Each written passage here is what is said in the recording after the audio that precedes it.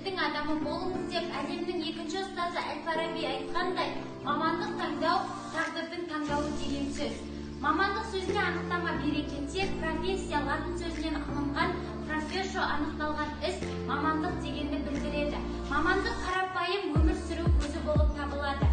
Елбасы Нұрсұлтан Назарбаевтың елдіктің 6-шы тұғырында білім алу мен еңбек ету, адал еңбек қана адамды мұратына жеткізеді. Соны жастардың санасына сіңіру қажет екенін атап өтті. Қазіргі заманғы жоғарғы білімі бар маманға талаптарды айта кетсек, алдымен компьютерді білуі, бірнеше тілді, ағылшын тілін білуі, адамдармен жақсы қарым-қатынас жасай білуі. Болмасаң да ұқсап бақ, бір ғалымды сүйсеңіз, ондай болмас қайда деп айтпа, ғылым сүйсеңіз деп ұлы ақын Абай Құнанбаев айтқандай, менің болашақ мамандығым ұстаз мамандығы. Мен ұлағатты ұстаз мектебіміздің директоры Ыдырысова Дариға Түймебайқызынан үлгі алып өзі ол кісіден бақыт бақдар алудың өзі бір үлкен маған өмір мектебі болды. Неге осындай керемет ұлы тұлғалардан тәлім алып көшбасшылықты үйрендім. Содан 1996 жылы үлкен кісілердің сол кездегі білім саласында еңбек етіп жатқан марқұм Есмахан Мейрамбек ағайлардың ұсынысымен осы Жарылқасын Отарбаев орта мектебіне оқу ісінің меңгерушісі болып келдім.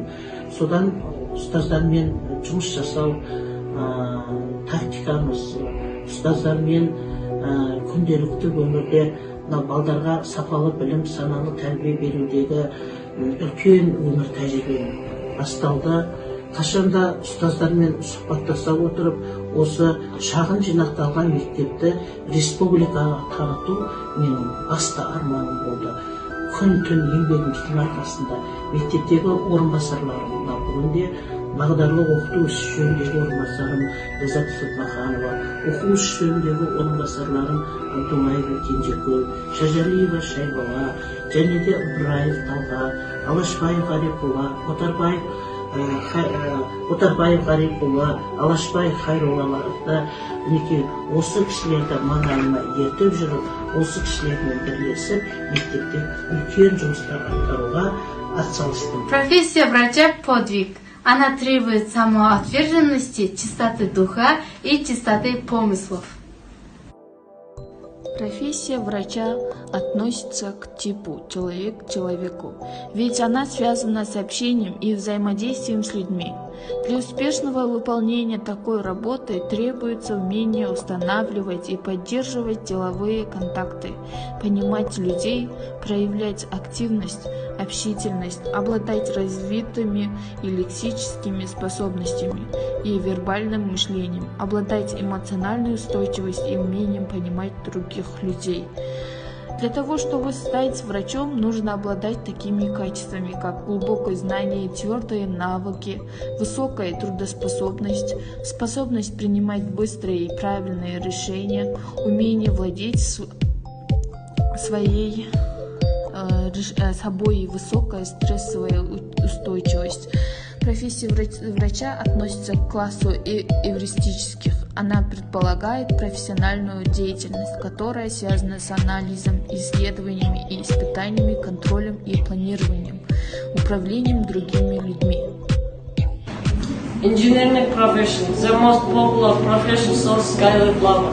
In the country, most are source specialists with higher education engineers.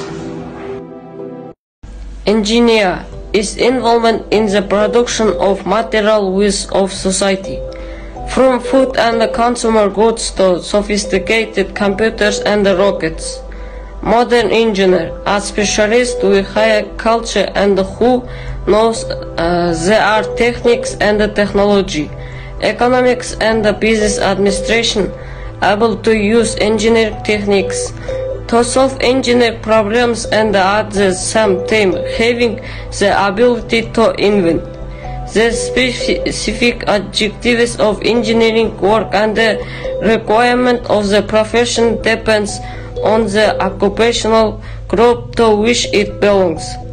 In a country, the profession of engineer is of the most common. It represents more than a sort of specialist with higher education.